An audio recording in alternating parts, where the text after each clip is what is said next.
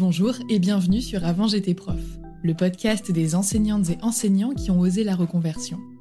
Je m'appelle Florence, j'ai été professeure des écoles pendant 6 ans et je travaille maintenant à mon compte en tant que rédactrice web SEO. Aujourd'hui, je suis aussi épanouie dans ma vie personnelle que professionnelle.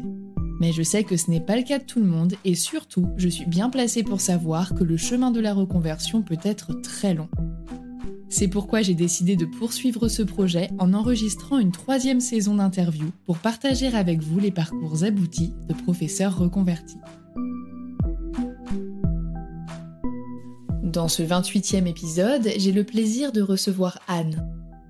À 48 ans, elle a choisi d'enseigner l'allemand par passion avant de voir son métier se transformer d'année en année. Aujourd'hui, Anne est ouvrière spécialisée en fabrication de cagettes et ça fait maintenant 3 ans qu'elle apprécie la faible charge mentale que lui procure son nouveau métier. Dans cet épisode, on parle de liberté, de travail à la chaîne, de charge mentale, de santé et de la réforme du lycée. Bonne écoute! Bonjour Anne. Bonjour Florence. Merci d'avoir accepté mon invitation à témoigner sur ce podcast parce que j'ai vraiment du mal à trouver des gens comme toi qui ont dit un jour j'aimerais que mon travail ce soit juste un travail et pas forcément qu'il y ait toute la charge mentale qui va avec et qui osent vraiment sauter le pas. Donc je pense que ton témoignage va intéresser beaucoup de monde. Je l'espère en tout cas. J'ai été aussi flattée qu'on vienne me chercher, qu'on se dise tiens c'est intéressant, une reconversion peut-être un petit peu originale on va dire. Pas commune chez un prof en tout cas, donc voilà. C'est exactement ça. Donc avant de commencer, avant que je te pose la moindre question, est-ce que tu peux te présenter s'il te plaît ? Alors, je m'appelle Anne, je vais avoir 48 ans dans 6 jours, au jour du podcast, donc voilà, j'assume pas du tout l'âge. J'étais prof d'allemand. J'habite dans un petit village des Vosges où j'ai été mutée grâce à l'éducation nationale parce que je viens de l'Académie de Lyon à la base, donc rien à voir. J'ai un homme, 2 enfants qui sont grands maintenant, 20 et 24 ans. Je fais partie de 2 chorales. Voilà, et puis j'ai toujours ma passion en tant que prof, ex-prof d'allemand, l'Allemagne, les Allemands, l'Allemagne, j'y vais tout le temps dès que je peux. Qu'est-ce qui a fait justement que dans ton parcours plus jeune, t'aies décidé de devenir prof d'allemand ? Alors, quand j'ai été, on va dire déjà pour devenir prof, j'étais plutôt bonne élève. Voilà, le parcours classique, on va dire, de la bonne élève qui suit une scolarité sans difficulté. Dès la 4e, je commençais à me dire tiens, je serais bien prof. J'aimais bien les langues, mais j'hésitais encore entre allemand et anglais. J'avais fait allemand première langue, mais j'hésitais encore entre les deux. Et puis en seconde, j'ai eu une prof d'allemand que j'ai beaucoup aimée, même si elle était assez austère finalement, mais je trouvais sa manière d'enseigner et puis tout ce que j'ai pu découvrir vraiment intéressant. J'avais participé aussi à un échange scolaire en Allemagne en 4e, ça avait été important pour déclencher justement, voir comment les Allemands vivent sur place et déclencher quelque chose aussi au niveau linguistique, le fait de baigner dans la langue vraiment. En seconde, j'ai refait aussi un échange, donc là, une 2e couche, on va dire, qui était aussi une très bonne expérience. Et puis en terminale, j'ai eu aussi un professeur d'allemand fabuleux, Monsieur Antoine, un vieux de la vieille, avec ses vieilles méthodes, qui notait très strict, etc., mais qui était passionné par son métier. Mais vraiment, ça se voyait, ça s'entendait. Il était là dès que nous, on réussissait pas, il se remettait lui en cause. Il dit, qu'est-ce que j'ai raté? Pourquoi ils n'y arrivent pas? Etc. Il était vraiment très exigeant d'un côté, mais vraiment toujours à se remettre en question et à être... Et je me suis dit, voilà, moi, je veux être un Monsieur Antoine, mais sans la moustache et sans la barbe, mais plus tard, je veux être ça, quoi. Je veux absolument, je veux enseigner l'allemand. Et donc, terminale, c'était parti après, donc cursus classique. Donc, à l'époque, c'était DUG d'allemand, puis licence. Après, je suis partie 1 an en tant qu'assistante de français, comme nous, on a des assistants de langue aussi dans les lycées. Donc, je suis partie 1 an pas très loin de Cologne, entre Aix-la-Chapelle et Cologne, dans une petite ville là-bas aussi. Et ça a été une super expérience aussi. Bon, quand on revient d'une année scolaire complète, on rentre, on parle vraiment couramment, quoi. Ça fonctionne bien. Et du coup, voilà, c'est comme ça que je suis petit à petit devenue prof d'allemand. Je suis rentrée de cette année-là, j'ai passé le CAPES. que j'ai réussi du premier coup au miracle, parce que c'était pas évident. Je l'ai passé en 96. Mémoire, oui, 96, et donc c'était pas évident. Il manquait pas 4000 profs à ce moment-là. Il y avait à l'époque plus, plus de gens qui se présentaient que de gens qui étaient pris, à l'inverse de maintenant. Donc c'était pas évident, mais non, j'étais assez fière de ça. Après, j'ai fait mon année de stage, comme ça se faisait à l'époque. Année de stage que j'ai redoublé parce que sur l'Académie de Lyon, c'était assez. On a été 5 sur 5 à être recalés cette année-là. Donc sur une académie, ça fait pas mal quoi de stagiaires. Ouais, c'était. Donc est-ce qu'il y avait plus de sévérité dans l'académie? J'en sais rien. Bref, j'ai refait une année. Et puis après, c'était parti. Les super vœux où on a le choix quand on n'a pas beaucoup de points quand on débute, entre Créteil ou l'Est de la France, quoi. Hein, c'était ça ou l'Est. Je dis l'Est évidemment, proche de l'Allemagne, donc c'est comme ça que j'ai atterri dans les Vosges, quoi, Académie de Nancy-Metz, et voilà. Ouais, pour le coup, la géolocalisation, ça va, ça collait bien à ton projet, quoi. Ouais, ça collait bien, mais bon, je partis avec, j'étais avec mon homme actuel et donc un petit bébé d'1 mois quand même quand on a déménagé, donc c'était costaud aussi, quoi. Lui a pu retrouver du travail aussi facilement, mais bon, quand on laisse tout, c'est toujours après. Tous les profs l'ont vécu, donc j'ai envie de dire, c'est pas une nouveauté. Voilà, c'était l'aventure, quoi. Après, faut le voir comme ça. Qu'est-ce qui t'a plu et ou déplu dans ce métier? Est-ce que tu as réussi à être le monsieur Antoine que tu voulais être? Ah non, je crois que j'avais pas toutes ces compétences. Non, j'ai pas été. Après, c'est compliqué. Il y a plein de choses qui sont plaisantes. Le contact avec les jeunes, tout ça, ça a été. C'est bon, ça me plaisait. Hein. C'est avec les ados notamment, parce que je me serais pas vue prof des écoles, avec des petites sections de maternelle où c'était pas ça mon truc. Donc c'est vrai que ce qui m'a vraiment plu, c'est ce contact. Évidemment, enseigner l'allemand parce que j'avais envie, même si c'est pas une matière qui est très très prisée quand même. Hein. Je crois que l'allemand et les maths, en général, c'est les matières. C'est souvent ce qu'on dit, ah là là, je déteste les maths, ah là là, l'allemand, j'ai détesté. Tous les gens que je vois, oh, j'étais nulle, ah, mais le prof ou la prof était comme ci ou comme ça. On a une réputation, les germanistes. Alors, je sais pas, de la vieille fille à chignon intransigeante, enfin, j'en sais rien. Donc voilà, j'ai bien aimé ce contact avec les jeunes. J'ai bien aimé, notamment quand j'avais la chance d'avoir encore une section européenne dans l'établissement où j'ai passé 20 ans, parce que mon premier établissement d'exercice, là, dans les Vosges, quand on est arrivé, j'ai été remplaçante, donc c'était titulaire académique à l'époque, ça s'appelait, c'était pas les TZR, mais c'était les remplaçants sur 1 an, donc j'avais remplacé une personne qui était en congé formation, et après une personne de cet établissement partant en retraite, j'ai récupéré le poste, donc en fait j'ai pas bougé, j'ai eu la chance de rester sur le même établissement dans lequel je suis arrivée, quoi. Après pour le coup j'ai vraiment eu de la chance, donc je suis restée 20 ans dans cet établissement, donc c'est vrai que j'ai évolué là-bas, dans ce même établissement. Et donc, la stabilité, là aussi, du coup, j'ai eu un poste fixe au bout d'1 an. Donc, c'est vrai que ça c'était bien aussi. J'avais les élèves, donc j'étais sur le collège et j'avais les élèves de la 6e à la 3e. J'étais la seule prof d'allemand. On était un petit collège dans une cité scolaire. Donc du coup, là aussi, de les suivre de la 6e à la 3e, c'est super intéressant. Ça, c'est quelque chose qui m'a plu aussi, de pouvoir les suivre.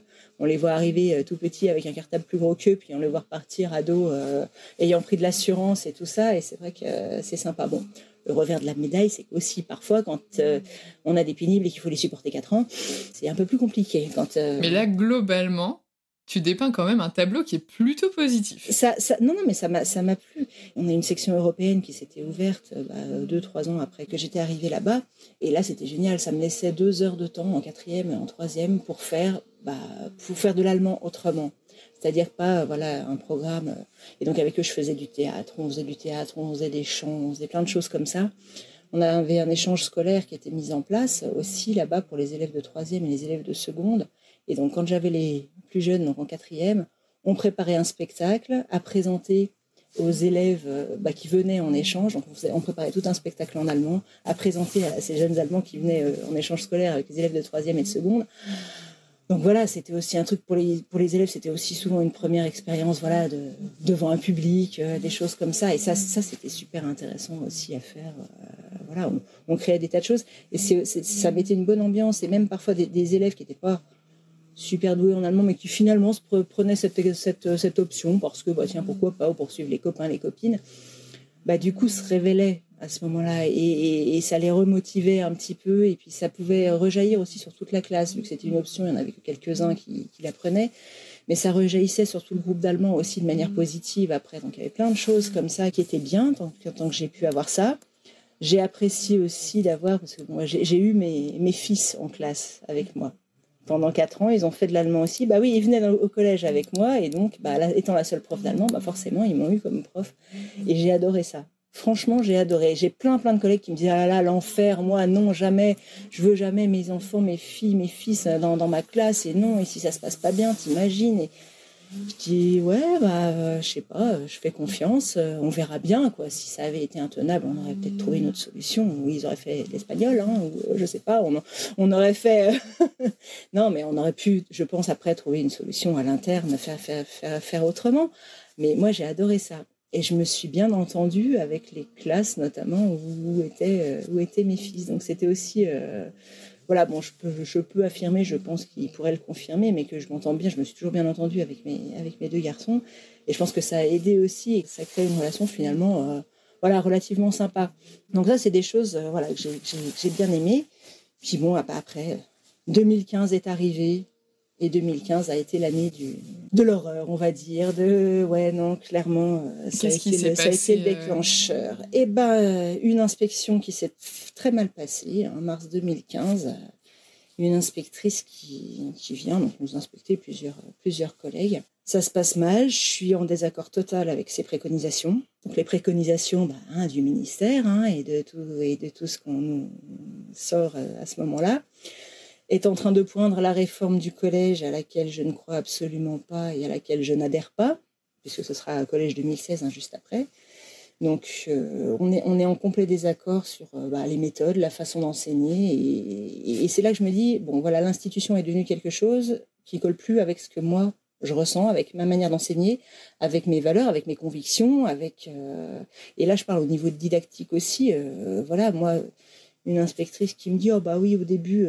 on peut très bien se contenter de savoir conjuguer qu'aux 2 premières personnes.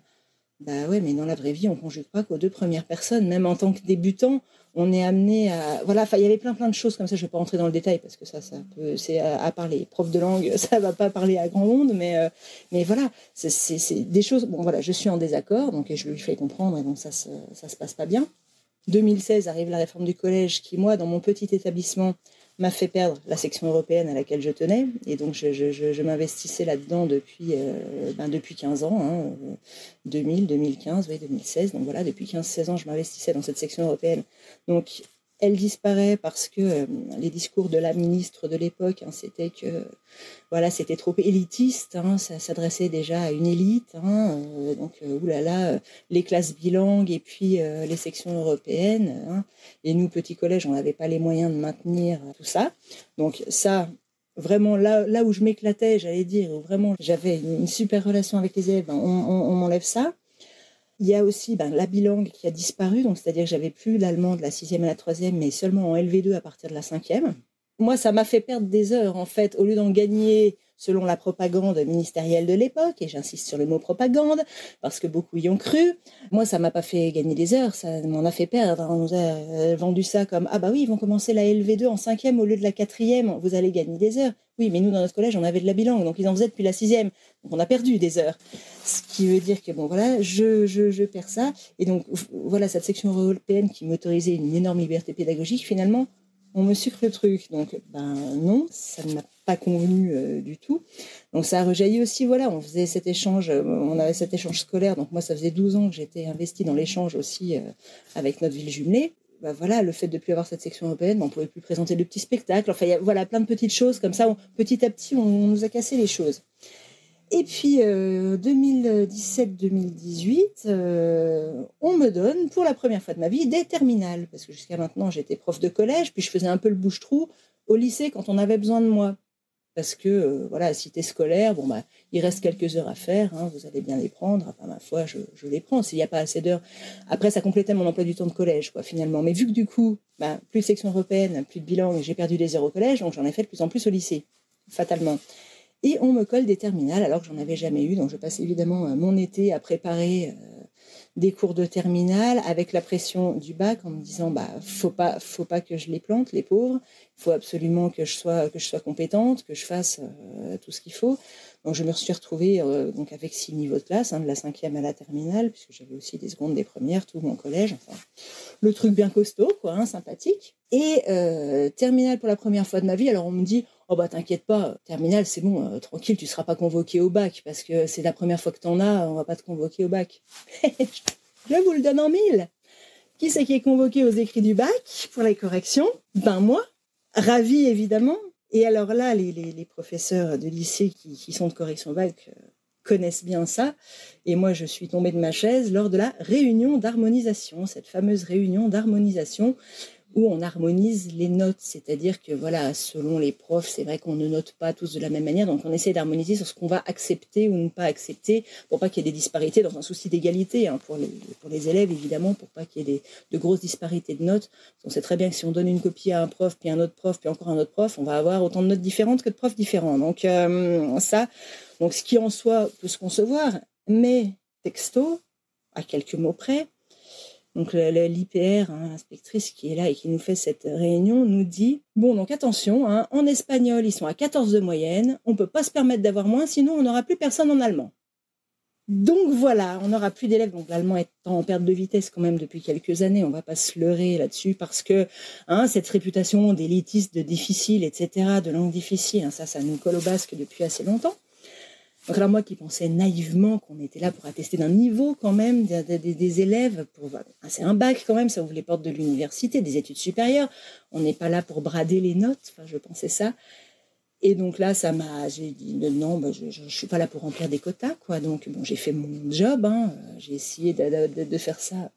Donc là, mes croyances, on va dire, en la pertinence de mon métier ont encore une fois vacillé, mais clairement, quoi. J'ai dit, je peux plus être complice de ça, en fait. C'est pas possible. Je fais mon boulot sérieusement, j'ai une conscience professionnelle, j'essaie d'être la plus juste possible avec les élèves qui me passent entre les pattes. Je me souviens de cette année où j'avais ces terminales-là, où je les ai boostés, j'aurais dit, allez, si, j'ai essayé vraiment de les tirer. J'avais une classe de terminale scientifique, donc qui n'était pas forcément c'était leur LV2, c'était pas forcément leur priorité. Ils axaient tout sur les maths, tout ça, ce qui se conçoit, bien sûr. Mais j'ai vraiment essayé de les tirer vers le haut et tout. Et pour entendre ça, j'ai dit non, c'est pas possible. Et là-dessus arrive en plus la réforme du lycée, réforme du bac, donc avec plus de filières, un gloubi-boulga inepte, avec plus de groupes classes vraiment, puisque ça allait être selon les options choisies, des espèces de trucs. Donc, je l'ai pas vécu du coup ça, parce que j'ai dit non, moi, ça c'est juste pas possible. T'as pas voulu admirer le spectacle. Là j'ai dit non, mais je peux pas faire ça. Je me voyais pas, je savais même plus comment. Ça nous fait aussi perdre notre confiance en nous, dans la mesure où on se dit mais comment je vais préparer mes cours, comment je fais tout ce qu'on a déjà comme chose de prête, mais à nouveau faut tout recommencer. On se dit, alors bien sûr que je n'ai pas utilisé pendant 20 ans les mêmes cours que j'ai recyclés, selon les réputations qu'on nous fait parfois. J'ai passé mes étés à bosser tous les étés, à rénover, à refaire, à reprendre, comme je le dis, j'ai une conscience professionnelle. Et donc, cette réforme a fait aussi que mes collègues d'allemand et d'autres langues que l'anglais ont encore perdu là aussi des heures, parce que l'anglais, évidemment, c'est indispensable. Évidemment, tout le monde en a besoin, donc c'est ce qui est mis en avant. Après, si on ne prend pas d'autres options, hormis le tronc commun, Donc j'ai dit, je me suis dit, non, prof d'allemand, nous, on est sacrifiés, clairement. Et je vais encore me donner là-dedans. Non, tout est vraiment fait pour nous décourager. Dans un dernier élan, quand même, 2018-2019, je me dis, je prends un mi-temps, je change d'établissement. Il y avait un poste qui se libérait dans un établissement à côté. Et justement, ils avaient besoin d'un demi-prof, en fait. Donc, j'ai dit, parfait, je prends un mi-temps pour me soulager. C'est un collège et seulement un collège. Je dis comme ça, je ne vivrai pas la réforme du bac. Je veux rien avoir à faire avec cette réforme du lycée et du bac. Donc, j'y vais, je me dis, allez, je vais retrouver un petit regain de courage. Ça se trouve, ça va être super dans ce nouveau collège. Et allez, on y croit, quoi.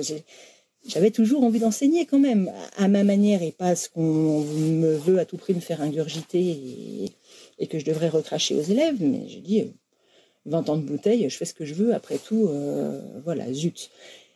Et puis non, l'herbe n'étant pas plus verte ailleurs, j'ai été là aussi déçue. Puis pas de chance, nouvelle inspection qui n'était pas prévue pour moi, qui était pour mon collègue, mais tant que je suis là, je vais venir vous voir aussi, bien sûr. Donc voilà, ça s'appelle plus inspection, ça s'appelle visite conseil, comme ça fait un peu moins, j'adore la novlangue de l'éducation nationale, ces acronymes et ces mots vides de sens, c'est merveilleux.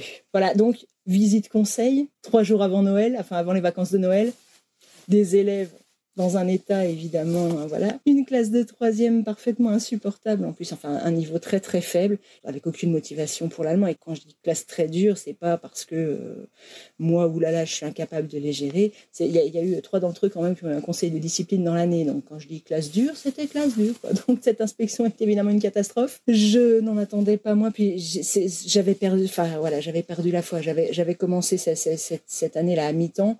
Mais bon, mi-temps avec un emploi du temps gruyère où j'allais quand même 4 jours par semaine dans l'établissement. Une semaine sur 2, j'y allais 4 jours. Une semaine sur 2, j'y allais 5 jours, sur les 5 jours, alors que j'étais à mi-temps. Donc, rien pour aider. Donc, du coup, je passais mon temps quand même. Alors, j'avais une demi-paye, mais j'avais l'impression de faire autant d'heures que quand j'étais à temps plein. Donc, non. Là non plus, ça vend pas du rêve. Donc, j'avais plus la foi. J'ai dit clairement, alors ce n'était pas la même inspectrice que la fois d'avant. C'était, heureusement, c'était quelqu'un d'autre qui était là. Je lui ai dit clairement que je voulais plus faire semblant. Moi, je veux plus faire semblant. Je ne crois plus en ce qu'on nous demande. Les pratiques préconisées ne me conviennent pas. Je ne crois pas à ça. Et je dis, je peux pas enseigner quelque chose ou d'une manière à laquelle je n'adhère pas. C'est juste pas possible, quoi. Je serais mauvaise dans tous les cas. Si on me demande de faire telle chose de telle manière, alors que je me dis, c'est complètement stupide, je peux pas faire ça pour telle ou telle raison, forcément, je vais être mauvaise. Et je vais pas être crédible en face de mes élèves. Donc, j'ai dit, laissons tomber. Ce à quoi j'ai demandé une dispo pour la rentrée 2019, pour un an déjà, je me suis dit on va voir un petit peu les choses. J'avais pas complètement fermé la porte à l'idée de revenir, mais je me suis dit si je reviens, ce sera plus. J'y mettrai plus la même énergie non plus parce que j'avais l'impression de dépenser sans compter et de jamais avoir de retour, voilà. Donc, je demande une dispo qui a accepté. Là, du coup, le chef d'établissement avait bien vu que j'en avais ras-le-bol. Il a bien appuyé ma demande pour être sûr que je l'obtienne. Et j'ai dit, ouais, c'était vraiment ce qu'il me fallait. J'avais pour projet de travailler avec une amie, en fait, qui voulait ouvrir un gîte, qui avait racheté tout un établissement, une grosse maison, un gros domaine. Et donc, elle voulait ouvrir un gîte. Donc, j'allais être là pour l'aider à gérer ce gîte-là. En attendant, je faisais du jardinage, débroussailler, tout remettre un peu bien. Ça n'avait pas été habité depuis 4 ans, le truc. Donc, voilà, quoi, faire des petits travaux, ce que j'étais capable de faire, quoi. Elle me laissait carte blanche et tout. Elle m'avait même dit, peut-être qu'on pourra faire des choses, tu pourras peut-être avoir, si tu veux donner des cours particuliers, par exemple, avoir ta salle, on pourrait accueillir. On avait plein d'idées, en fait. Plus on discutait, plus on avait des idées, c'était merveilleux.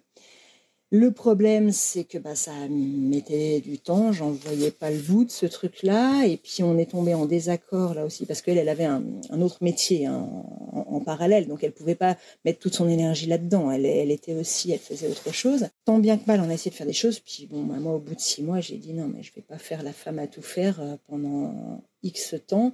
Ça n'avance pas cette affaire, donc je lui ai dit ça peut pas continuer comme ça, quoi. Et donc on est tombé un peu en désaccord, on est en froid depuis, voilà, parce que on n'avait pas la même manière de voir les choses. Et c'est compliqué. Alors ça, petite parenthèse, je conseillerais, mais bon, ça n'engage que moi, mais c'est pour ceux qui hésitent, ne jamais travailler avec la famille ou les amis. J'entends souvent ça. Ou ne pas travailler pour, en tout cas, parce que là j'étais son employé et c'est très compliqué de gérer à la fois le côté amitié ou d'égal à égal, on est amis, et après, tu es mon employé, je suis ta supérieure, et inversement.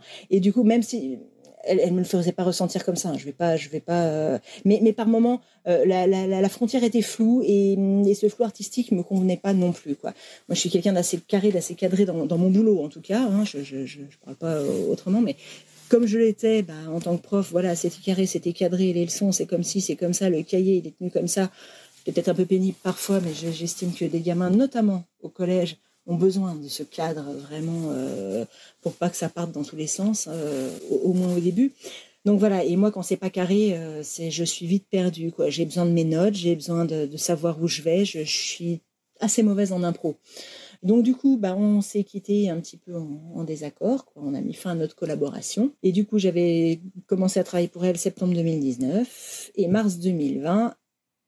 Fin de notre collaboration et début du Covid. Donc là aussi, mais merveilleux. Donc voilà, le Covid, en plus, ça mettait un peu le bazar dans ce qu'elle comptait faire. Là aussi, ça ralentissait forcément les choses. Enfin, c'était... Voilà, et puis bon, moi, je voulais pas passer mon temps non plus à faire... à tout désinfecter tout le temps et à être... être dans la psychose. Et ça a vraiment mis les choses en stand-by, là aussi. Moi qui donnais, alors de temps en temps, un petit peu aussi de cours particuliers, ça m'était arrivé ponctuellement comme ça, des petites choses que je me faisais rémunérer en césure. Je n'ai pas fait de travail au noir, je suis restée dans la légalité. Tout est déclaré, non, mais qu'on puisse pas me tomber sur le dos après. Vu que je suis encore en dispo de l'éducation nationale, je me dis, je vais pas prendre de risque à faire n'importe quoi.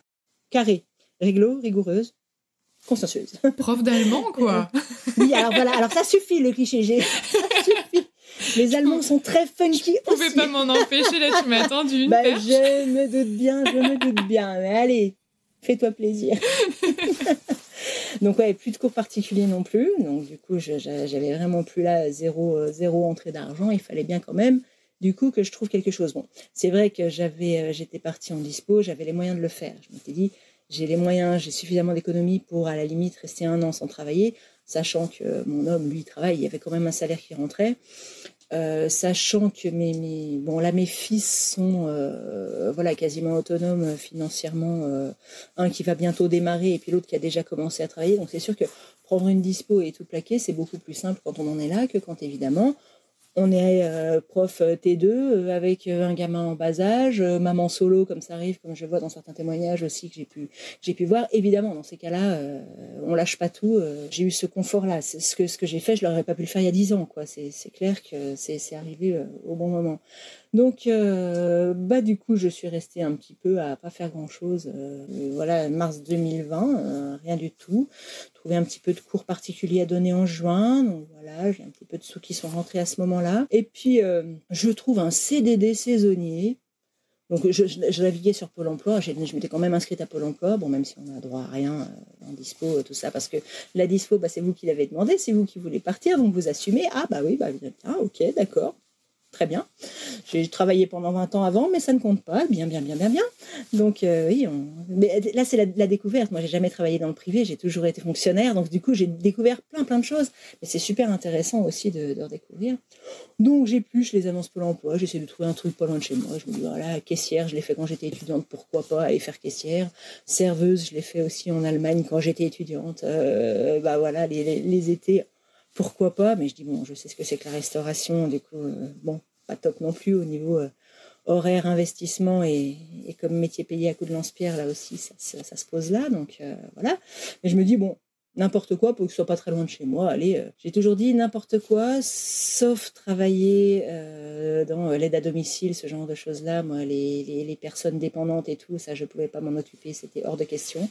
Ah, ça, c'est un truc jamais de la vie, et pas le ménage non plus.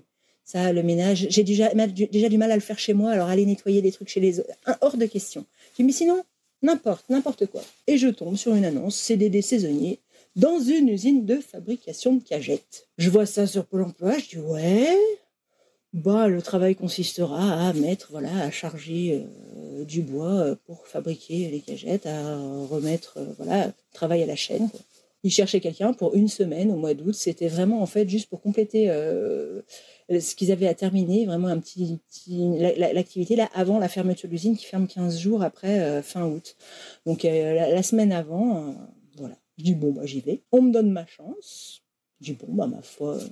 Voilà, parce que j'arrive avec mon CV. Bon, c'est l'usine à l'ancienne. Hein, elle est très très vieille. Il y a encore plein de choses. Et le patron est à l'ancienne aussi. Hein, a toujours été là, a hérité de l'usine de papa. Enfin voilà, c'est très très familial et c'est une toute petite boîte. On est une quinzaine d'employés, quoi. C'est vraiment tout petit.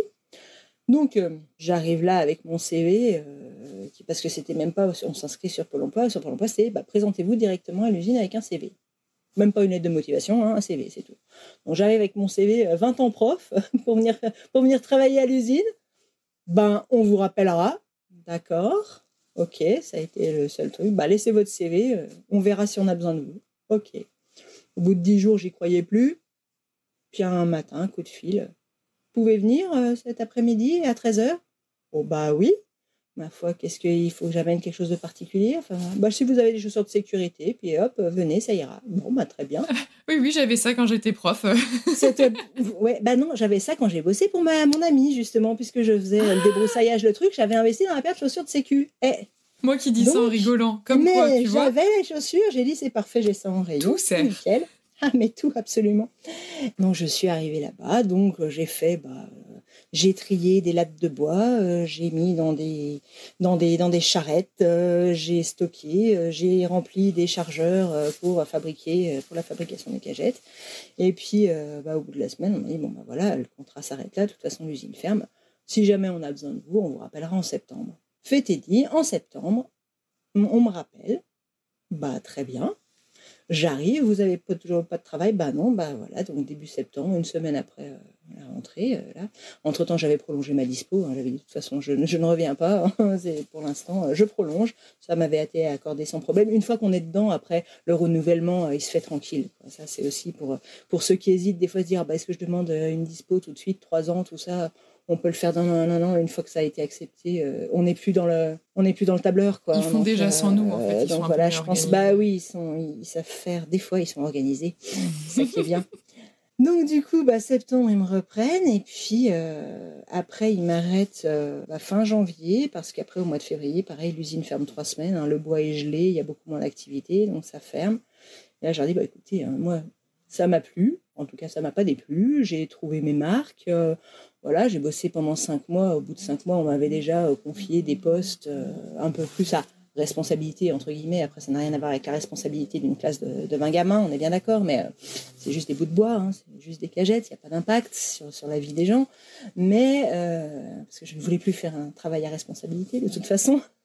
C'était aussi un peu l'idée de tiens, des bouts de bois, c'est bien des bouts de bois, ça parle pas, ça revendique pas, ça, c'est parfait. Et du coup, voilà, j'ai dit, moi, si vous avez besoin, moi, je reviens sans problème. Et je dis, si jamais il y a une embauche, si jamais il y a un CDI, moi, si je vous conviens, je prends, quoi. La particularité des contrats saisonniers, comme ça, des CDD saisonniers, c'est que ce sont des contrats de 8 mois maximum. Déjà 8 mois. Et si on a fait 8 mois complets, on ne peut pas nous réembaucher avant 4 mois, c'est-à-dire avant la moitié du temps que l'on a fait sinon on est obligé de nous embaucher en CDI. Alors moi j'avais bossé 5 mois, donc ils ne pouvaient pas me reprendre avant 2 mois et demi. En fait, la moitié du temps, voilà, sinon ils étaient obligés de me faire signer un CDI. Donc je me dis, du coup, si jamais ils me reprennent, voilà, je calcule, janvier, machin, ça menait à Pâques, quoi, en gros, à mi-avril, ils ne pouvaient pas m'en prendre avant mi-avril. Je dis, pas de boulot avant mi-avril, je continue à chercher éventuellement ailleurs, mais pas sans plus, quoi. Je me suis dit, a priori, peut-être bien des chances quand même qu'on me rappelle, vu que j'avais l'exemple d'autres collègues là-bas qui revenaient en saisonnier, qui venaient faire leurs 8 mois. Tous les ans, ils venaient faire leurs 8 mois, finalement, puis après, ils étaient 4 mois de chômage, puis ils revenaient faire leurs 8 mois, parce que, voilà, on les reprenait. Je me dis, il n'y a pas de raison qu'on ne me reprenne pas, moi. Et puis début mars, je reçois un appel. Vous n'avez pas de travail? Non, toujours pas, non. Venez, on vous reprend. Je dis, oui, mais c'est pas possible. Normalement, c'est pas avant mi-avril. Ah non, mais on en a besoin de monde. On vous prend en CDI si vous voulez.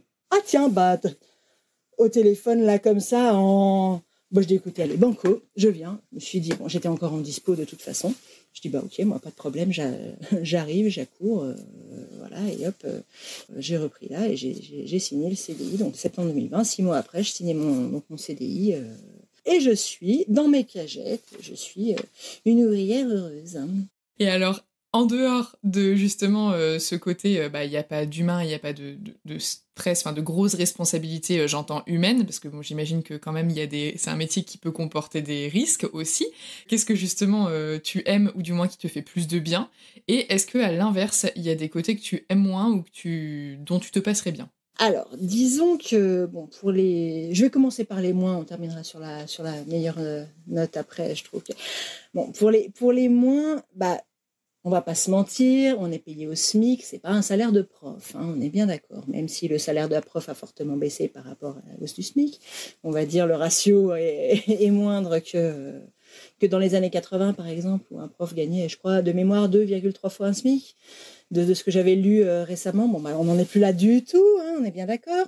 Donc, c'est sûr que c'est un SMIC seulement, mais je me dis, un SMIC, c'est toujours mieux que les 1000 balles que je gagnais à mi-temps ma dernière année de prof et où je bossais quand même comme si j'avais un temps plein. Donc déjà, Donc ça, c'est le moins. Alors, c'est sûr que c'est un travail physique qui a une cadence à tenir, forcément. C'est du travail à la chaîne, donc on ne s'arrête pas toutes les 5 minutes. Hein. Quand on part pour travailler 4 heures le matin, c'est 4 heures le matin, sans pause. Voilà, on a la pause du midi, mais voilà, on a une cadence.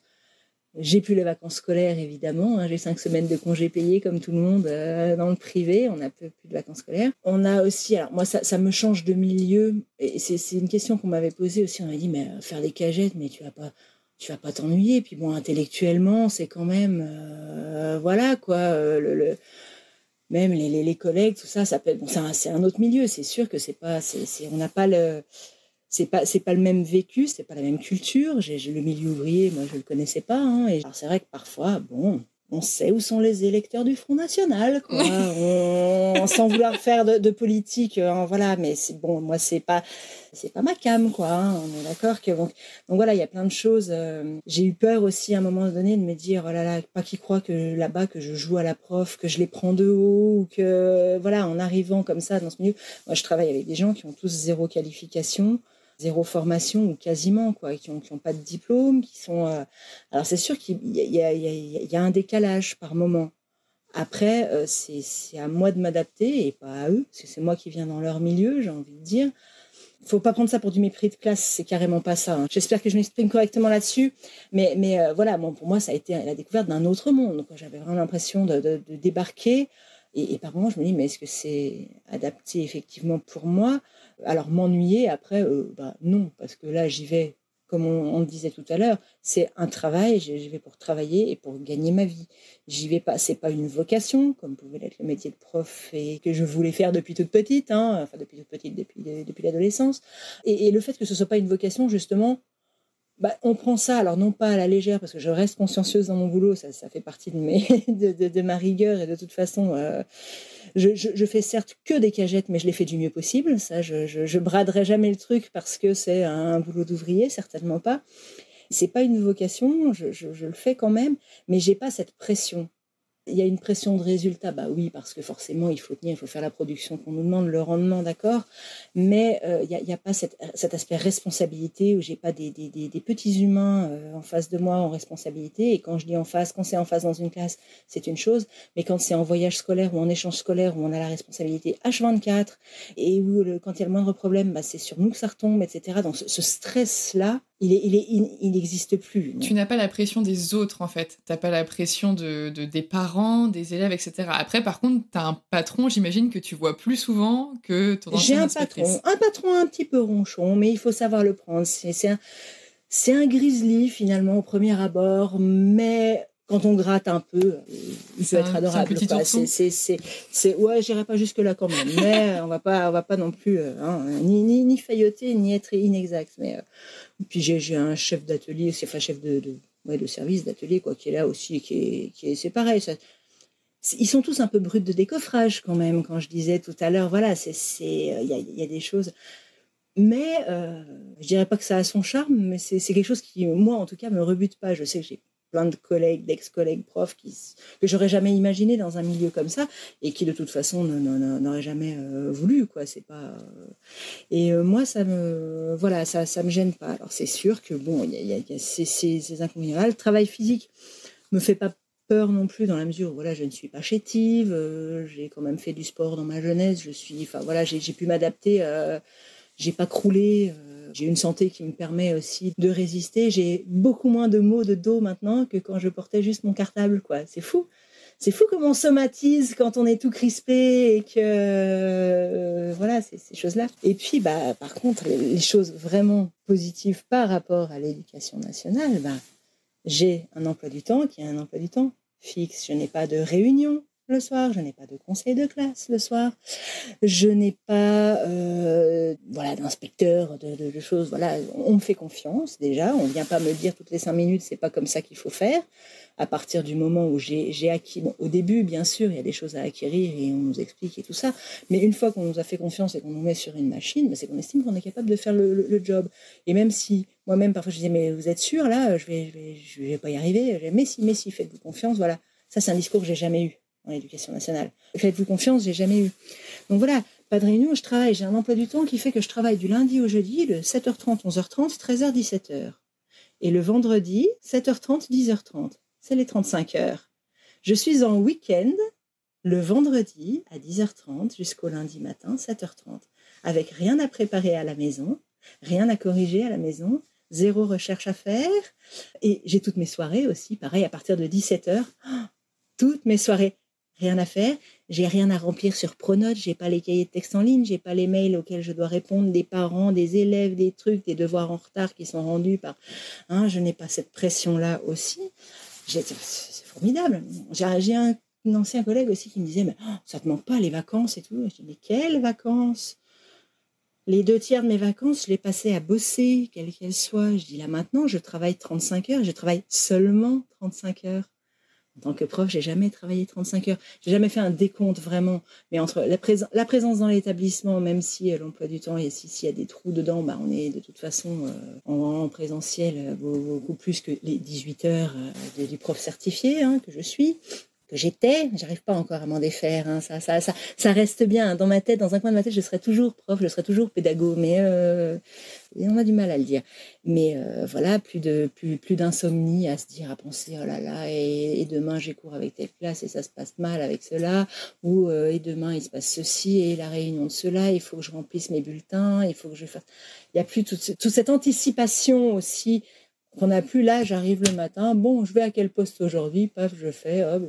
Oui, en fait, ça compartimente vraiment ton travail et ta vie personnelle, quoi. Il n'y a plus d'interférences. Il y a zéro impact sur la vie personnelle, quoi. Et je me dis, combien de fois, dans les années précédentes, quand mes gamins étaient plus petits, mais maman, t'es toujours en train de travailler, viens jouer avec nous. Ouais, ça, il n'y a plus, quoi. Bon, maintenant, ils n'ont plus besoin de moi pour jouer à leur âge, mais au moins, mais ils me voient beaucoup plus détendue, et ça n'a pas de prix. Et mon homme aussi, quoi. Le fait d'être plus détendu, il l'a vu là aussi, il me dit, mais c'est le jour et la nuit, quoi. Je me dis, il a dû endurer aussi par moments, et ils ont dû, parce que mes fils aussi à la maison, endurer des humeurs que je souhaite à personne, parce que je sais que je peux être fort pénible et... Ah oui, mais quand on va pas bien, quoi. Et je me suis toujours refusée à m'arrêter. Alors si la toute dernière année, j'ai eu 2 arrêts, un d'1 semaine et un de 15 jours, où je suis allée voir mon médecin, j'ai dit c'est pas possible. Soit je vais finir à l'asile, soit je dors plus, je suis insomniaque. Alors, vous voulez me donner des choses, des médicaments, j'ai dit hors de question que je prenne un truc qui va m'assommer ou qui est pour me faire dormir. Non, pas d'anxiolytique, pas de choses comme ça, c'est hors de question. À un moment donné, je me suis demandé si j'allais pas virer alcoolique aussi. Alors j'exagère sans doute, mais quand on rentre le soir et qu'on se dit en milieu de semaine, on prendrait bien un petit apéro ce soir. Allez, un petit apéro le mercredi soir, puis un petit apéro le vendredi soir pour fêter le début du week-end. Puis après, un petit apéro, allez, le mardi aussi, puis le mercredi. Puis quand on commence à se prendre un apéro quasiment tous les soirs de la semaine, pour se détendre, j'en ai pas besoin, j'en ai même pas particulièrement envie, mais c'est juste pour se détendre. À quel moment on picole pour se détendre, quoi? Non, c'est... Alors, à aucun moment j'ai été en danger de ce côté-là, je rassure tout le monde, là aussi, mais mais je me suis fait la réflexion, je me suis dit, mais non, quoi, c'est stop, on va arrêter le tir, et en y réfléchissant, et de toute façon, j'y réfléchis, on en parle avec l'entourage, évidemment, l'entourage proche, là, vraiment, juste mon noyau familial avec lequel je vis, les autres, c'est pas leur problème, c'est vraiment ceux avec lesquels je vis. On en parle et tout, et il m'a dit, mais ouais, fais ce que tu veux, quoi, comme tu le sens. Après avoir pesé le pour et le contre, effectivement, il y a une autre paye qui rentre. J'ai de l'argent de côté parce que héritage et autre chose, j'ai quand même un peu d'argent qui me permettent de vivre. Je me dis, ouais, bon, c'est bon, on peut vivre, donc on le fait, parce que avant qu'il soit trop tard, quoi. Même si je me dis que voilà, sur mes 23 ans en tout de prof, du début de ma première année de stagiaire jusqu'à ma toute dernière année, sur ces 23 années, je dirais que je me suis quand même éclatée une bonne quinzaine d'années, quoi, où je me suis vraiment fait plaisir, où j'avais vraiment... Mais les 5-7 dernières années, là, c'était devenu l'enfer. Et en plus, on essaie de donner le change. Je veux dire, je me suis jamais effondrée en classe, j'ai jamais pété un plomb vraiment, ou à me dire... J'ai même eu un petit mot, la dernière année où j'ai eu les terminales, donc pas ma toute dernière année d'enseignement, l'avant-dernière, une élève qui m'avait fait un très gentil petit mot en fin d'année et qui disait plus ou moins, ça fait plaisir de voir une prof investie, qui donne envie à ses élèves, tout ça. Je me suis dit, mais la vache, ils ont rien vu.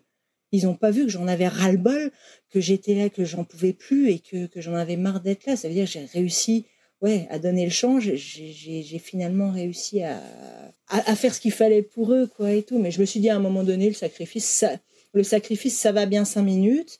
Faut apprendre à être égoïste parfois et sans remords et sans culpabiliser parce que à un moment donné c'est moi ou eux. Et j'ai dit à un moment, oui, à un moment je les aime bien, mes petits élèves sont sympas, mais c'est moi d'abord et c'est eux après. C'est moi et ma famille d'abord avant les enfants des autres, quoi. C'est les miens avant.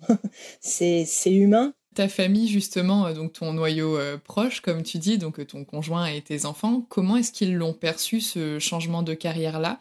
Et est-ce qu'ils ont eu un a priori sur ton nouveau métier? Parce que, donc, comme on se disait tout à l'heure hors micro, souvent, l'usine, c'est pas le type de métier qui fait rêver. Parfois, t'entends, non, mais quand même, avec tous tes diplômes, t'étais quand même à tel poste avant, comment est-ce que tu peux redescendre? Donc là, je mets des guillemets à la caméra à ce niveau-là.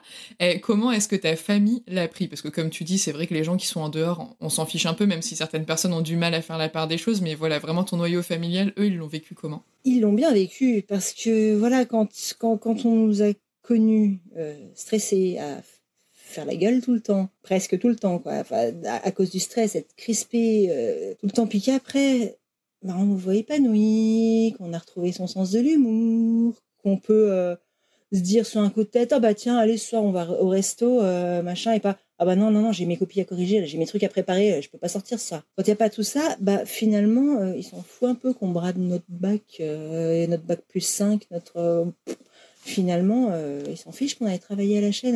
J'ai retrouvé ma femme, j'ai retrouvé ma mère, quoi. Bon, ils me l'ont pas dit comme ça, mais je pense qu'il y avait quand même, il peut y avoir un peu de ça. Et puis ils voient que moi j'ai repris confiance en moi, que justement, je m'en fous complètement des commentaires désobligeants qu'il peut y avoir.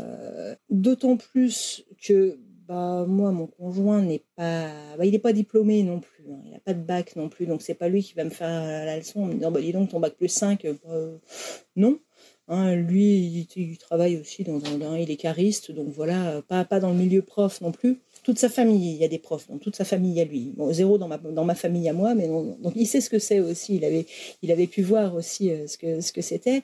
Donc non, là, de ce côté-là, il n'y a eu aucun problème. J'ai été soutenue sans aucun souci. Franchement, sans après vouloir en faire des caisses là-dessus, mais je me dis finalement, parmi mes anciens collègues, pur produit intellectuel, on va dire, je me dis, tiens, j'imagine mal machin ou machine faire ce que je fais moi actuellement. Donc finalement, je me dis, tout ce travail manuel, là, il a aussi une certaine noblesse, finalement, il y a quelque chose de noble, je trouve, aussi de travailler de ses mains, de faire quelque chose, même sans être un artiste, hein, je ne sculpte rien, je fais juste des pauvres cagettes, on est bien d'accord, je suis consciente de ce que je fais, mais il n'y a aucun complexe d'infériorité, quoi. Je me dis, non, finalement, c'est aussi quelque chose... voilà, c'est autre chose. Oui, et puis tu sais pourquoi tu le fais, tu sais ce que ça t'apporte, et tu sais ce dont tu ne voulais plus. Parce qu'il y a aussi de ça. Quand forcément, oui, si tu as un métier et que tu es surdiplômé, surqualifié, etc., et que tu as un métier, comme on dit, intellectuel et que tu l'adores, tu n'as aucun intérêt à venir construire des cagettes si tu n'aimes pas les métiers manuels. Et qu'en plus, c'est important pour toi d'avoir ce regard brillant, on va dire, de la société. Si en revanche, tu es malheureux dans ton métier actuel, mais que tu te sens bien dans un métier manuel, pourquoi se priver, en fait? C'est clairement ça. C'est vraiment... Et puis bon, je continue à me cultiver par ailleurs, à faire plein d'autres choses. J'ai justement plus de temps maintenant pour le faire. Et pour le faire pour moi, là, je suis partie en Allemagne cet été. Et j'étais pas sans arrêt en train de me dire, tiens, il faudrait que je prenne ça pour les élèves, ça pourrait être intéressant. Tiens, si je prenais ce truc-là aussi. Et puis, là, s'ils voyaient ça, on pourrait peut-être organiser un voyage, une sortie scolaire à tel endroit, parce que j'ai plus à penser à ça. Je peux prendre des vacances pour moi.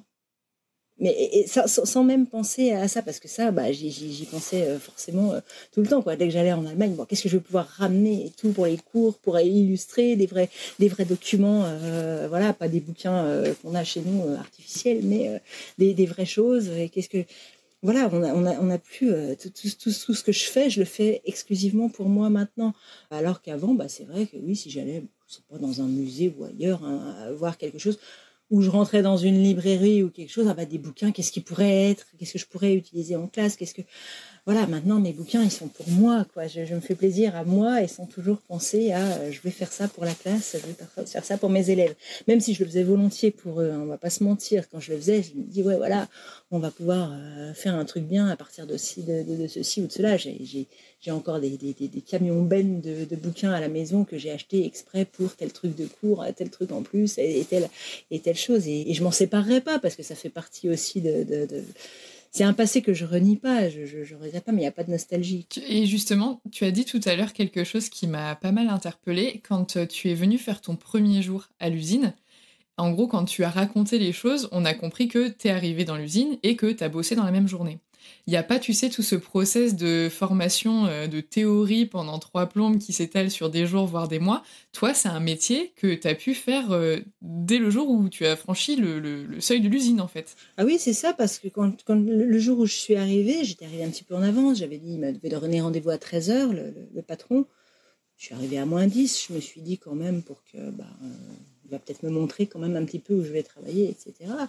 Je suis arrivée à -10. Ah, vous êtes en avance. Non, là, vous pointez, je vous donne un truc, un badge, vous badgez, puis vous attendez avec les autres dehors. On vous dira ce qu'il y a à faire après. Ah bon, d'accord. Donc je n'ai même pas visité le lieu où j'allais travailler. J'ai pas eu d'entretien d'embauche. Et rien, quoi, du tout. C'est bon. Alors, après, je dis pas que ça se passe partout comme ça, mais là, dans cette usine, c'était ça. Mais j'ai dit, cool, quoi, c'est bien. On n'a pas besoin d'aller se vendre, d'aller essayer de faire, d'aller mentir, parce que quand on se vend sur un truc, forcément, il y a toujours une petite part d'hypocrisie, de trucs, de ceci, de cela. Mais pourquoi vous voulez venir travailler dans notre usine? Mais parce que ça m'intéresse tellement de fabriquer des cagettes, quoi. Enfin, voilà, il n'y a pas tout ça, mais j'ai dit, génial, quoi. On va droit au but. Je suis entrée, vous allez là avec une telle, elle va vous expliquer le boulot et hop, terminé, quoi. Et puis et ça va vite. Alors, parfois, ça va un peu trop vite. J'avoue qu'on a des saisonniers qui parfois disent, mais on m'a pas expliqué. Ça. Oui, c'est comme ça. Ici, ça se passe comme ça, on apprend sur le tas. Finalement, c'est peut-être pas plus mal d'apprendre sur le tas que de la formation théorique qui, de toute façon, une fois qu'on est largué dans une classe, on a tout oublié, et si on n'a pas tout oublié, ça ne se passe absolument pas comme on nous avait dit que ça allait se passer, puisque de toute façon, on fait une théorie sur une classe théorique qui n'a rien à voir avec la réalité des choses de toute manière. Donc là, au moins, on est lancé dans le bain, allez, et puis maintenant, fais tes preuves. Et puis bon, vu qu'on a envie quand même de montrer, en tout cas, moi, c'est quand même dans mon caractère, j'avais pas envie d'aller m'écraser et de me dire, ah là, non, j'arriverai pas, etc. Attends, je vais prouver quand même que je suis pas incapable.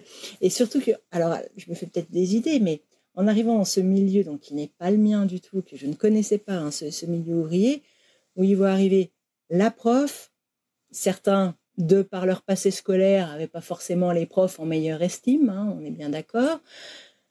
Je me suis dit, dans quelle mesure on ne va pas essayer de charrier et de se faire un petit peu la prof, quoi. On se dit parfois, ça peut. Bon, j'étais un petit peu sur mes gardes aussi, j'avoue, par moments, je me suis dit, bon, est-ce qu'ils vont pas essayer de. Puis, non, quoi, ça. Après, on fait. Voilà, on s'adapte. Je pense que ça fait aussi partie de nos facultés de profs, de s'adapter toujours à notre public et aux gens qui sont autour de nous. Et je pense que si on est suffisamment intelligent, oui, on la ramène pas. Hey, moi, je suis prof, oh là là, dites donc, les prolos, vous allez un petit peu m'écouter parce que moi, je sais, j'ai bac+5, dites voir. Non, jamais, quoi, jamais, jamais, jamais.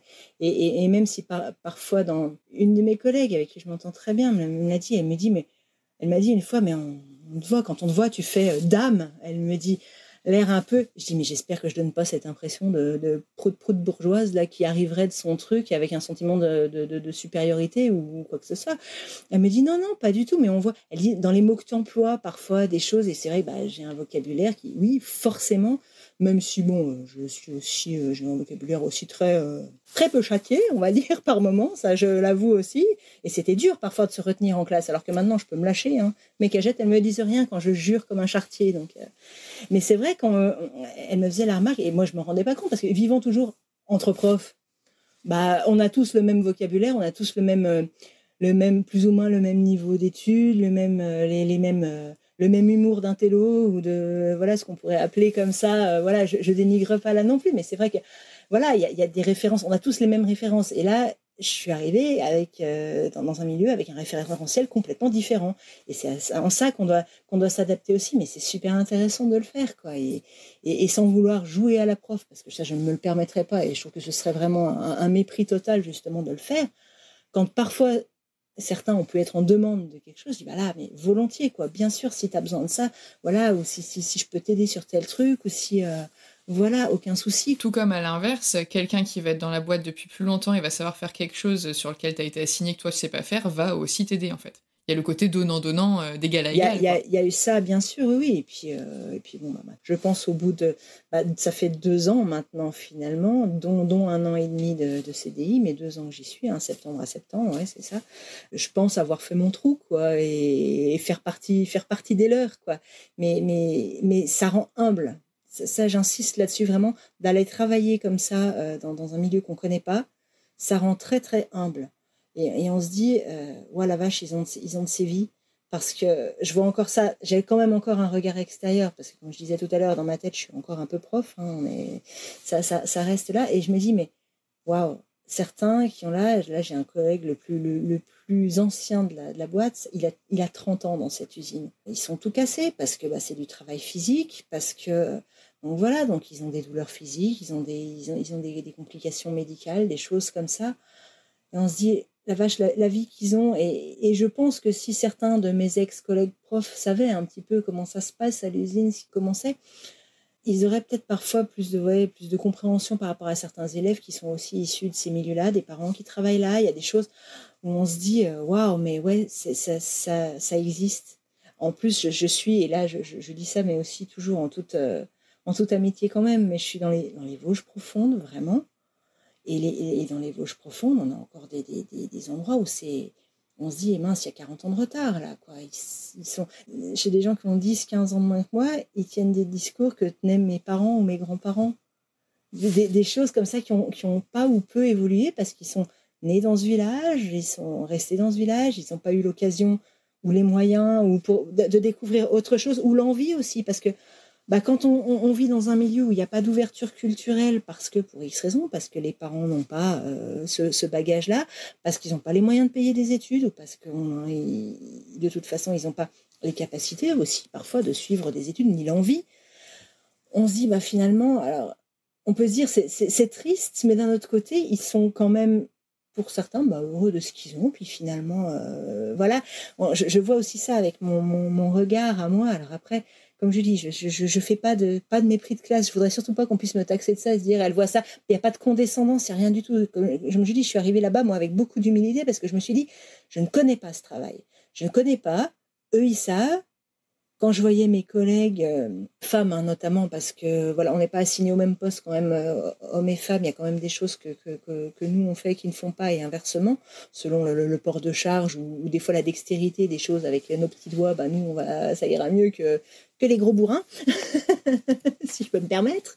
Et donc voilà, il y a des choses qui sont comme ça. Et quand je voyais à quelle vitesse elles allaient, je me dis, mais waouh, comment elles font? J'étais admirative, quoi, de me dire, mais ouais, elles font ça super bien, mais j'arriverai jamais à faire ça. Moi, je suis là, je suis belle, moi, maintenant, avec mon bac plus 5, ouais, super, et je suis pas capable de faire un truc que quelqu'un fait sans qualif, finalement. C'est juste, ouais, le travail sur le tas, l'apprentissage, et ouais, apprendre, finalement, quelque chose de nouveau, plutôt que enseigner toujours aux autres, être dans le rôle de l'apprenant, là, finalement, ça fait un bien fou aussi, de se dire, tiens, je change, quoi, là, apprenez-moi, moi je reçois maintenant, j'ai donné beaucoup, et maintenant je reçois, et puis quand je saurais faire mieux, je pourrais faire tout ce qu'il faut, quoi. En parlant du fait que tu aies beaucoup donné, on va en revenir un petit peu à notre chère éducation nationale que tu portes dans ton cœur. Oh là, donc là, de plus en plus. Tu étais donc en disponibilité. Tu me disais tout à l'heure que ta disponibilité venait de toucher à sa fin, là, au 31 août dernier. Qu'es-tu devenue? Je suis dans le vide intersidéral du rectorat, je pense. Je sais pas, ils ont dû me perdre quelque part. Parce que j'avais demandé une rupture conventionnelle là, en début de l'année 2022. J'avais fait ma demande, qui m'a évidemment été refusée. La plupart sont refusées de toute façon. J'ai eu quand même un entretien pour savoir mes motivations. Enfin, ils voulaient avoir mes motivations, ce qui était ce dont on a parlé de toute façon juste avant. Donc ça m'a été refusé. Je leur ai dit, on m'avait demandé lors de l'entretien, pourquoi pas une démission de toute façon. Je dis non, parce que la démission pour moi, ce serait un aveu d'échec. Dire j'ai échoué moi dans ma mission et je m'en vais parce que j'y arrive pas. Or, moi, j'estime ne pas avoir échoué. Moi, j'ai pas échoué dans ma mission. J'ai toujours enseigné avec tout ce que je pouvais, avec du cœur, avec mes tripes, avec tout ce qu'on veut, avec mon cerveau aussi, accessoirement. Et je me dis, on m'a bousillé. Cette inspection-là dont je parlais m'a bousillé, clairement, m'a détruit toute la confiance en moi que je pouvais avoir. J'avais l'impression que ça se passait bien avec les élèves, qu'on était bon, à part, évidemment, il y a toujours des exceptions, mais globalement, ça se passait plutôt bien. Je les aimais bien et je pense que j'étais relativement appréciée aussi. Et je me dis, voilà, on me bousille en 1 heure, on nous détruit comme ça. Je dis, c'est pas moi qui ai échoué. Moi, je leur ai dit, là, l'entretien, pour moi, c'est l'éducation nationale, c'est l'institution qui a échoué. Elle n'arrive pas à garder ses profs parce que c'est plus suffisamment attractif ni au niveau salaire et puis les conditions de travail, enfin tout ce qu'on nous demande de plus en plus en étant de moins en moins payé, c'est insupportable. Et les ambiances et les conditions, enfin bon, je ne vais pas m'étendre là-dessus, tout le monde le dit, ça a été dit et redit sur n'importe quel forum de profs, on retrouve ce genre de choses. Et voilà, donc je dis, moi je démissionnerai pas, donc je ne veux pas, voilà, moi maintenant la décision elle doit venir d'eux. Donc je ne suis plus en dispo depuis le 31 août, je n'ai pas démissionné, on a refusé ma rupture conventionnelle et je n'ai pas voulu être réintégrée. Donc j'attends. J'ai effectivement reçu un courrier là dans l'été. Il faut nous dire maintenant, dans les plus brefs délais, enfin encore un truc, une injonction encore infantilisante comme je les aime, si vous voulez être intégré ou démissionner ou etc. J'ai pas répondu. J'ai dit, moi, pour faire ma demande de rupture conventionnelle, on m'a demandé d'envoyer un courrier avec accusé de réception, en recommandé avec accusé de réception, qui m'a coûté 7 €. Alors, je ne suis pas à 7 € près, mais c'est le principe. Et eux, ils nous balancent en plein été un pauvre courrier comme ça. Ça a pu s'égarer à la poste. Il y a des stagiaires l'été, peut-être qu'ils ont perdu la lettre. Ça fait encore partie de ce mépris institutionnel où vraiment on est des pions. Et c'est là que je me dis, je suis vraiment un pion. Il manque 4000 profs cette année, notamment des profs d'allemand. Je me suis renseignée là-dessus. Il en manque. Ils devraient ramper à mes pieds pour que je revienne. Mais là, personne. Non, de toute façon, ils ne nous payent pas. Donc, à partir du moment où ils ne nous payent pas, on ne leur coûte rien. Donc, ils s'en foutent de savoir ce qu'on est devenu, clairement. Et ça, c'est un truc, je me dis, mais voilà, il manque 4000 profs, ils devraient les chercher partout, ils peuvent les trouver, au lieu de former en 4 jours des contractuels après un job dating de 30 minutes.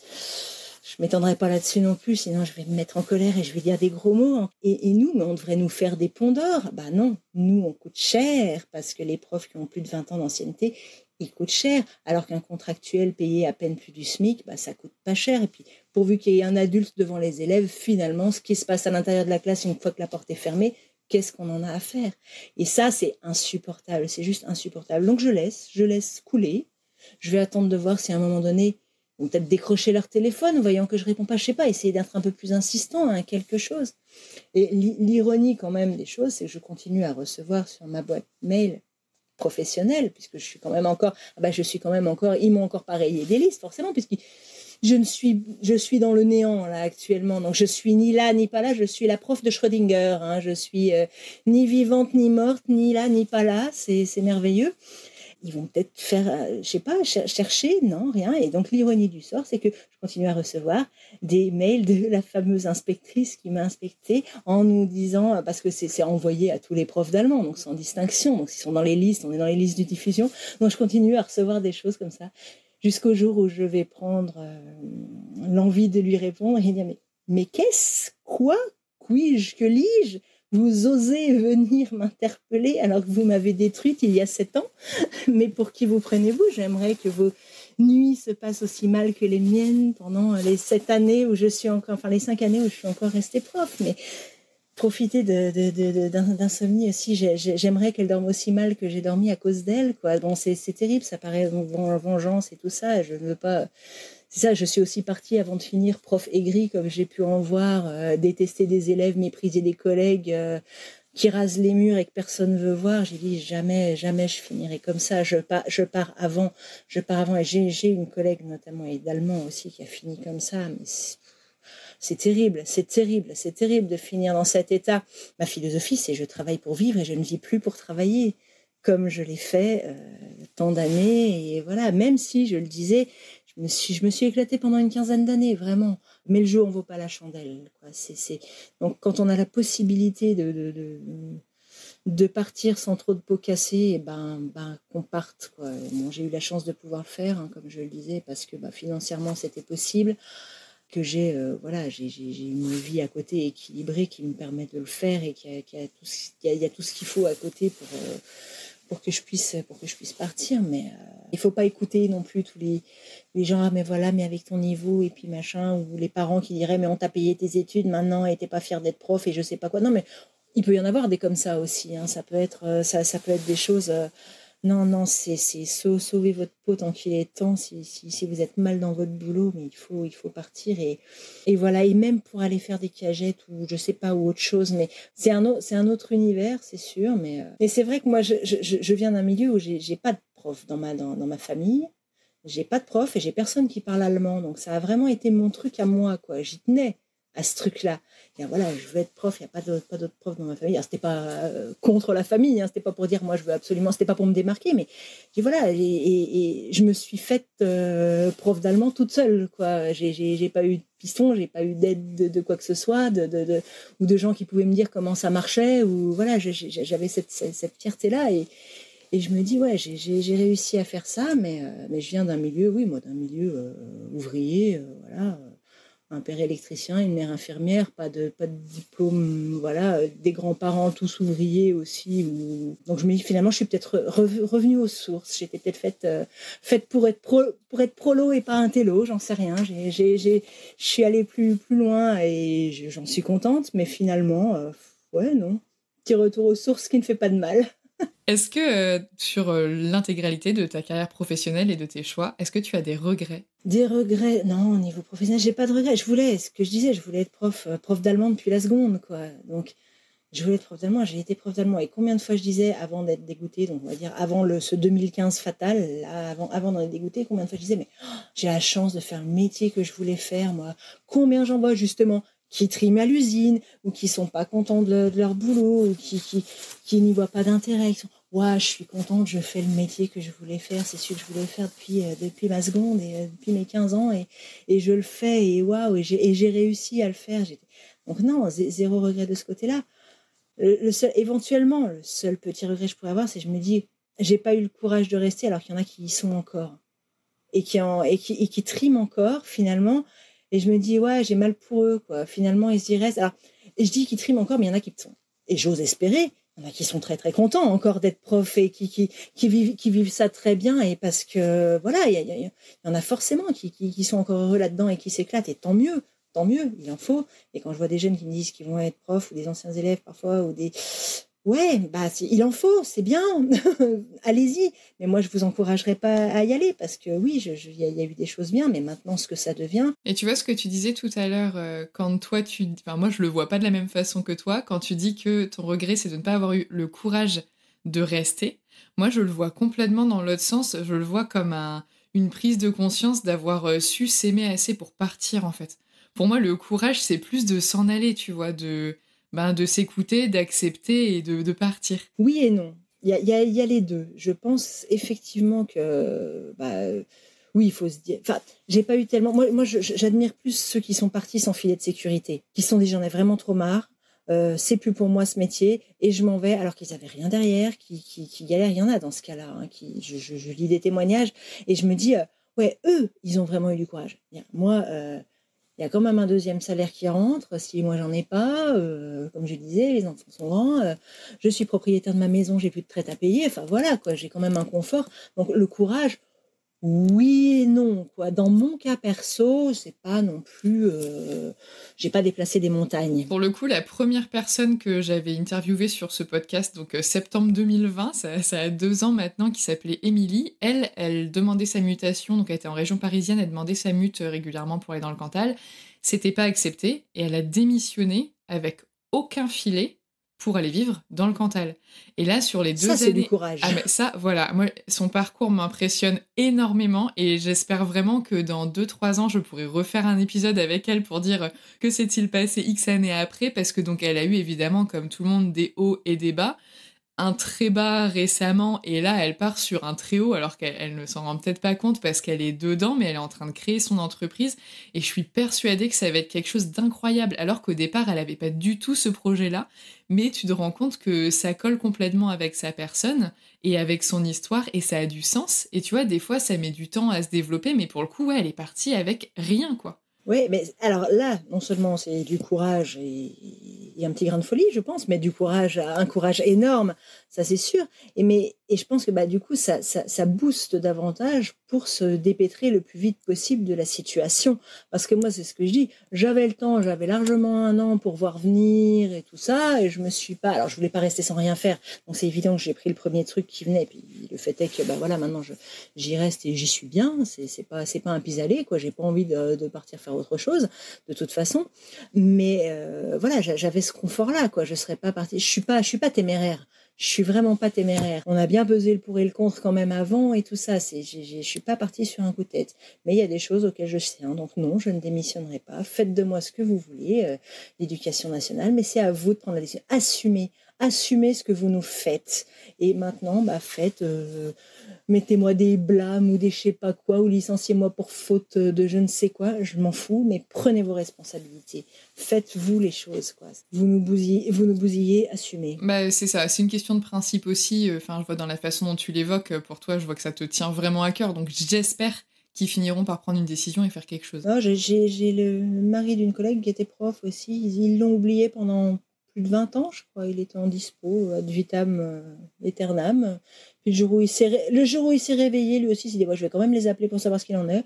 Oh bah il avait le droit de prendre sa retraite, donc voilà, il est parti en retraite. Enfin, mais des situations, c'est ubuesque, quoi. On est vraiment, c'est la maison qui rend fou, quoi. Astérix et le laisser-passer à 38, je sais pas si ça t'évoque quelque chose, où il demande un laisser-passer à un moment donné, on l'envoie dans je ne sais quel bureau plein de fois et on lui dit à chaque fois un truc complètement débile et ça n'a aucun sens. C'est ça, c'est la maison qui rend fou, c'est une administration. Bah voilà, c'est les rectorats, c'est l'éducation nationale. Et je pense même que pour ne pas faire de vagues, mais en même temps pas trop s'embêter, c'est pas impossible qu'ils te prolongent ta dispo, en fait. Oui, je pense qu'ils m'imiteront d'office, oui, jusqu'à ce que je sais pas, parce que normalement c'est 5 ans, hein, après, au-delà...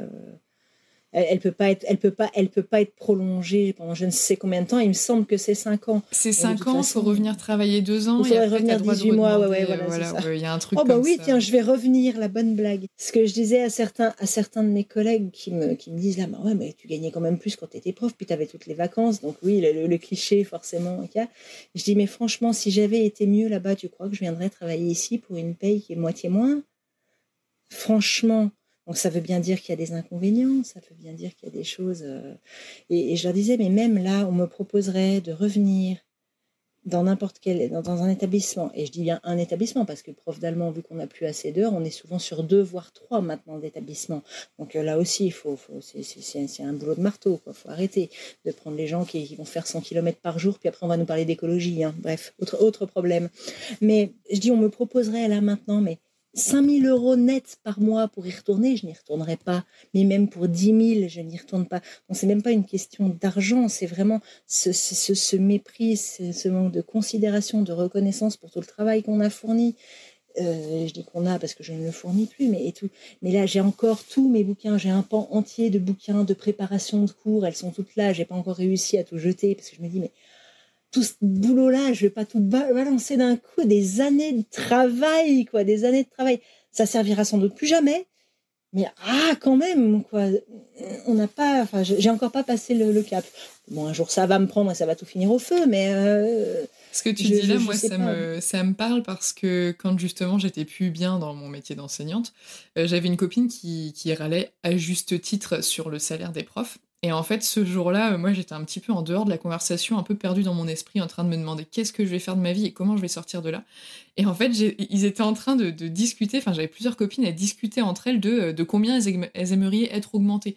Donc ça y allait de 200, 300, 1000 €, etc. Et en fait, moi, je me disais comme toi, en fait, si on doublait ou on triplait mon salaire, j'ai quand même pas envie d'y retourner. Je ne veux plus y retourner.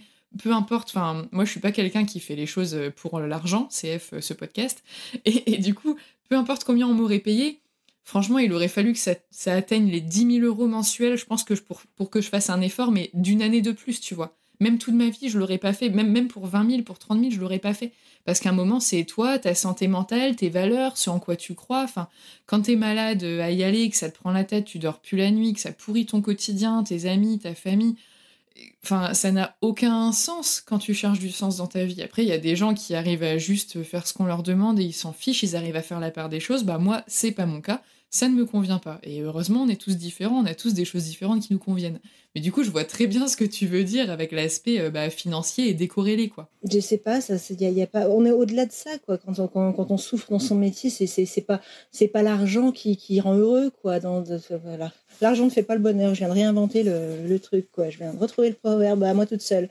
Je suis formidable. Non, mais c'est ça. On est vraiment au-delà de ce truc-là. Mais c'est, ouais, ça nous rendra pas plus heureux. Et quand on fait un métier auquel on tient, où on donne tout et on n'attend pas forcément un retour sur investissement. C'est pas ça, mais on a quand même envie que voilà, bah, que les choses se passent bien et qu'on nous dise, bah, de temps en temps, bah, ouais, bien, aujourd'hui, cool, quoi.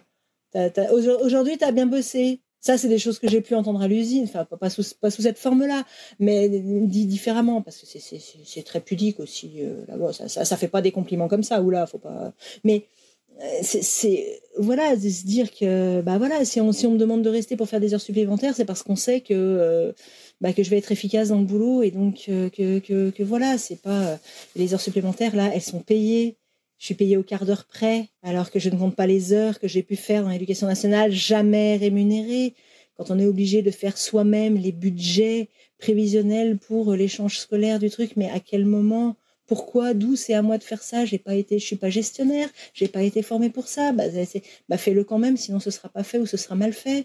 Non, non, stop, quoi. C'est le genre de choses. Voilà, toujours plus. On nous en demande toujours plus avec toujours moins de rémunération et moins de considération, quoi. Si au moins, même pas la rémunération, au moment où on nous aurait dit, waouh, c'est vraiment formidable ce que vous avez fait là pour les élèves, c'est vraiment bien et tout. Vous donnez, juste ça, mais quoi, ça coûte rien. Ça fait un bien fou, mais même ça, on n'y a pas droit, quoi. La seule chose à laquelle on a le droit quand on vient nous inspecter, c'est vous n'auriez pas dû faire comme ça. Il aurait peut-être fallu faire autrement, là. Et qu'est-ce que vous en pensez de votre heure de cours? Vous pensez pas que vous auriez pu améliorer telle et telle chose? Mais va-t'en, sors hors de ma vue, quoi. C'est, à un moment donné, on a juste envie de craquer, quoi. Et c'est ce que j'ai fait d'ailleurs lors de l'entretien après, parce qu'on s'est dit non, ça suffit, arrêtez de nous prendre pour des débiles profonds, quoi.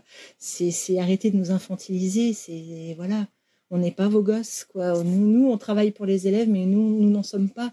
On n'en est plus. Si j'ai eu mon CAPES, je l'ai pas trouvé dans une pochette surprise, quoi. Ça suffit. Ça et ouais, ce manque de considération et les mensonges.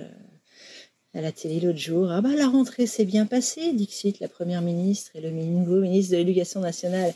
Et arrêtez de dire que ça s'est bien passé. Dans je ne sais combien de bahuts, il manque je ne sais combien de profs, je ne sais combien d'élèves, n'ont déjà pas de profs. Non, ne dites pas que ça s'est bien passé. Mais je trouve que cette rentrée 2022 a fait fleurir énormément d'articles sur la grande démission des enseignants, leur mal-être et la manière dont l'éducation nationale gérait cette crise, avec ou sans guillemets, là, c'est comme on veut. Et je trouve qu'on n'en a jamais autant parlé qu'en cette rentrée. Tous les jours, je vois un article sur le sujet. Sur les réseaux sociaux, ça commence à prendre pas mal d'ampleur. Donc je me dis qu'à un moment donné, soit ça va s'améliorer, soit ça va complètement couler, et auquel cas, se sauvera qui pourra, mais je pense pas que ça va pouvoir continuer comme ça longtemps sur un espèce de ça marche à moitié, mais pas trop, mais on essaye de pas faire de vagues, quoi. Je pense qu'à un moment, ça va exploser. Dans un sens ou dans l'autre, il va falloir faire quelque chose. Ouais, mais ça fait des années que je me dis ça. Je me dis, c'est pas possible, ça va exploser, c'est pas possible, les gens vont se révolter. Les parents d'élèves, à un moment donné, vont se dire, mais c'est pas possible ce que vous faites à nos mômes, quoi. Il va falloir qu'à un moment donné, on se réveille. Et depuis les fameuses réformes de collège, lycée, qu'on a expliqué aux parents qui voulaient bien écouter ce qu'on avait à leur dire, non, ça tout. Hélas, j'y crois plus à la grande révolution. Je me suis dit, c'est pas possible, ça va exploser. Ça explose pas, ça part en eau de boudin, comme moi je suis partie. J'ai laissé tomber comme ça. J'ai dit, je m'en vais, puis voilà, puis terminé. Comment tu compléterais la phrase suivante? Donc la phrase est: avant j'étais prof, aujourd'hui je suis une ouvrière heureuse. Oh, mais c'est trop mignon. Ah, mais clairement. Ce que je dis, franchement, ce que je disais tout à l'heure, j'avais trouvé ma petite phrase, je me suis dit, je la mettrais, ma bonne petite punchline, mais ouais, j'étais faite pour être prolo et pas un télo. Je pense que... Alors, pas j'étais faite pour, parce que c'est ce que je dis, j'ai passé la moitié de ma carrière quand même à être prof, et donc voilà, ça, je l'efface pas. Mais ouais, non, si, une ouvrière heureuse, vraiment, et... Bon, je vais pas faire de la pub pour mon entreprise de cagettes, mais je pense pas que ce soit le lieu. Et puis je voudrais pas qu'il y ait plein de gens qui viennent y travailler. On est bien, toute petite, notre petite structure comme ça. Si après ça devient un gros machin, non, moi la petite ambiance familiale me convient très bien comme ça. Mais par contre, s'il y a des clients qui veulent des cagettes, faudra venir vers moi. Je vais, voilà, on travaille pas pour les particuliers, mais ouais, voilà, faudra venir dans les Vosges. Mais... Non, mais en tout cas, je suis vraiment très très contente d'avoir pu avoir cet échange avec toi et de pouvoir le mettre en avant parce que, comme je le disais tout à l'heure en ouverture de cet épisode, c'est un questionnement qui revient beaucoup chez beaucoup de monde. Moi, la première, je te le disais hors micro, mon plan B, c'était les sacs du Leclerc Drive que j'aurais adoré faire parce que je sais que j'avais adoré la mise en rayon quand j'étais plus jeune et que sur tous les métiers que j'ai eus jusqu'à présent en comptant mes petits jobs étudiants, vraiment ceux qui m'ont pris le moins la tête, c'est vraiment ceux que j'ai préférés. Donc tu vois, ça fait partie de ma réflexion et de pas mal de gens qui m'entourent. Donc voilà, je te remercie très sincèrement pour ça et j'ai hâte de savoir ce qu'il adviendra de toi dans l'éducation nationale.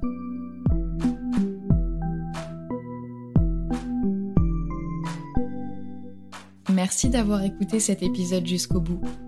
S'il vous a plu, abonnez-vous pour ne pas rater les prochains épisodes. Pour que le podcast gagne en visibilité, vous pouvez le noter et le commenter sur votre application d'écoute favorite. Je vous invite également à le partager avec vos proches, vos collègues et sur vos réseaux sociaux. Pour soutenir le podcast financièrement, je vous donne rendez-vous sur Tipeee, une plateforme de financement participatif dont vous trouverez le lien dans la description de l'épisode. Les dons y sont possibles à partir d'€1 et ils me permettent de financer le matériel, l'hébergement et une petite partie du temps que je passe à créer ce podcast. Merci à toutes les personnes qui ont accepté de faire un don et qui ont facilité la diffusion de cette 3e saison. Grâce à vous, j'ai pu déléguer le montage et le mixage de l'épisode que vous venez d'entendre à Alice, qui est ingénieure du son. Retrouvez l'actualité du podcast sur Instagram et Facebook @avantj'étaisprof, ainsi que les liens vers les sujets abordés dans la description de l'épisode. À bientôt!